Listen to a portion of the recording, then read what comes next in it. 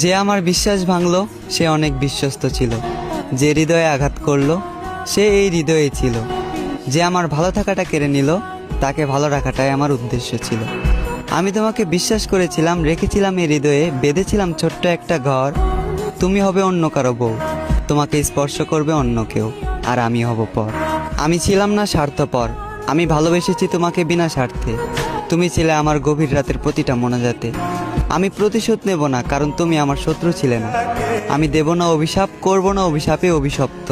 মন থেকে ভালোবেসেছি, তাই মেনে নিয়েছি। এতটুকু দুঃখ আমার প্রাপ্য।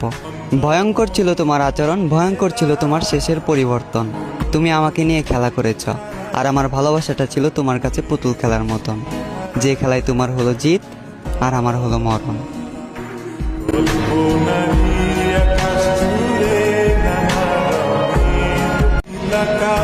আমি জানি তুমি সুন্দর, তবে আমি তোমার সৌন্দর্যের প্রেমে পড়িনি। মনে রেখো, এ শহরে আছে তোমার থেকেও হাজারো সুন্দরী রমণী। তোমাকে ভালোবেসেছি বিধায় আমি তাদের দিকে তাকানোর প্রয়োজন মনে করিনি। তোমার মুখে ছিল মধু, রূপে ছিল জাদু, চোখে ছিল নেশা। যে মানুষটার দিকে তাকিয়ে আমি মানসিক শান্তি খুঁজে পাই, তুমি ছিলে সেই মানুষ। তুমি আমার শেষ ভালোবাসা। আমি তোমাকে চিনতে ভুল করব না হাজার মানুষের ভিড়ে। আফসোস, তুমি আমার ভালোবাসা বুঝতে ব্যর্থ, আর আমিও বুঝাতে পারিনি তোমায় এই বুক চিরে। আজ আমার একাকিত্বের সাথে বন্ধুত্ব, ঘুমের সাথে আরি, তোমার কথা ভেবে জেগে রাত পার করি। এই পৃথিবীর কোনো কিছুকেই আমি ভয় করিনি, তবে তোমাকে হারানোর ভয়ে ছিলাম ভীত এবং কাতর। কারো যেন নজর না লাগে, এ কারণে তোমায় রেখেছিলাম এই মনের ভিতর। আজ তুমি আমার চোখের পানি দেখেও দেখো না, আমার জন্য তোমার মনে বিন্দু পরিমাণ মায়া হয় না। অতীতের তোমার ওই কমল নরম মন আজ হয়ে গেছে পাথর।